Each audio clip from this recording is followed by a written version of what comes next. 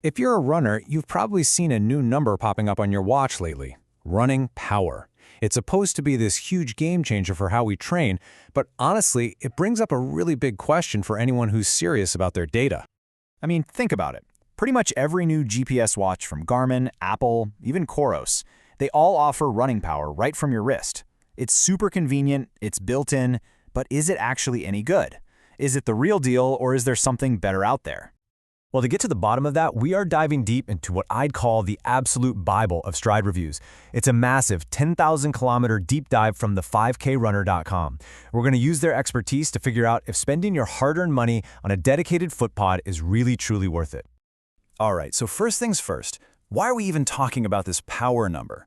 To really get it, we need to look at why our old trusty metrics for measuring effort, well, why they just don't always cut it anymore.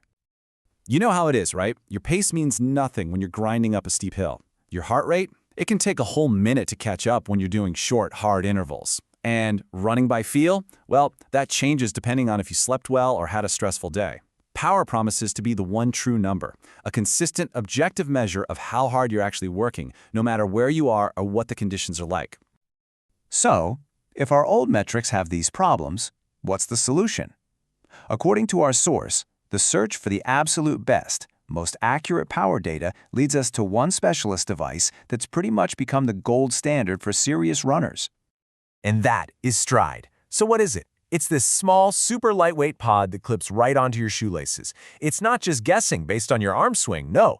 It's right down there on your foot, measuring the actual forces at the source and beaming all that rich data straight to your watch or your phone. And this is where we get to the most crucial point. The fundamental difference in how your watch and a STRYD pod get that power number. And let me tell you, it's not a small difference. It is a completely different philosophy. You know, the best way to think about this is like the zoom on your phone's camera. The power from your watch is like the digital zoom. It's just an estimate, right? A software calculation using things like your arm swing and GPS. STRYD, on the other hand, is like optical zoom. It's a direct measurement of the real 3D forces happening every time your foot hits the ground. So one is a convenient guess, and the other is a precise measurement. And the 5krunner.com just nails it with this quote, calling wrist-based power a calculation of convenience. Think about that. The watch companies added it because the sensors were already there on your wrist. The goal was never to create a more accurate or a better approach to measuring power. It was just easy. Now here's the other big thing. STRYD's numbers are scientifically validated. They're actually compared against the metabolic energy you're burning in a lab. It's a standardized, reliable number. The power you get from Garmin or Apple or Coros, they're all just different proprietary black boxes. You can't compare your Garmin power to your friend's Apple power, but you can both compare your STRYD data, and it means the same thing no matter what watch you use. But according to the review, it gets even better.